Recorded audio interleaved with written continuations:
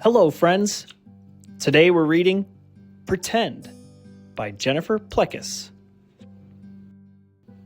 Pretend, Jimmy said to Dad, that this couch is a big boat and that we're floating in the ocean. And pretend that there are sharks swimming all around us. So we throw this rock into the water and it scares them away. But now we're tired and starving and we don't know if we'll survive. Now you go, Jimmy said to Dad. Say, oh no, what are we gonna do? Dad looked at Jimmy. Go ahead, Jimmy said. Oh no, Dad said. What are we going to do? I've got it, said Jimmy. I have these fishing lines. They can save us. Jimmy and Dad cast their fishing lines into the water. Any bites? Dad asked. I think so, Jimmy cried. It's not too big, but it'll do. I think I feel something too, Dad said. Whoa, Jimmy said.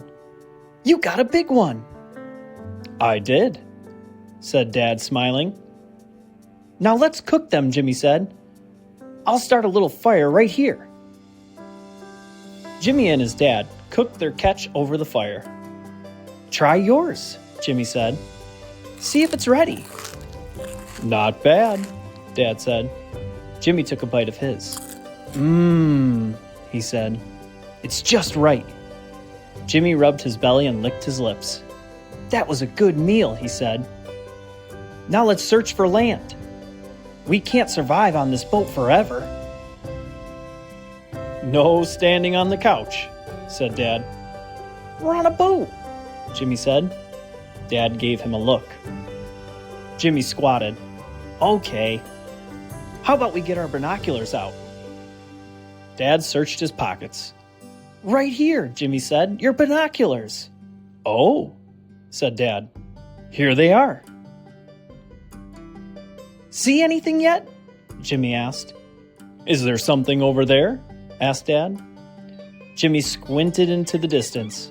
Yes, Jimmy said. I think I see it too. An island. Paddle fast. Jimmy and his dad paddled until they were out of breath. Oh, I think we made it, Dad said. I'll secure the boat for our landing, Jimmy said. Dad hopped out after him. Ouch, said Dad. I think I stepped on a crab. Ouch, cried Jimmy. Me too. But don't stop. We've got to make it to shore. Help! Grab my hand.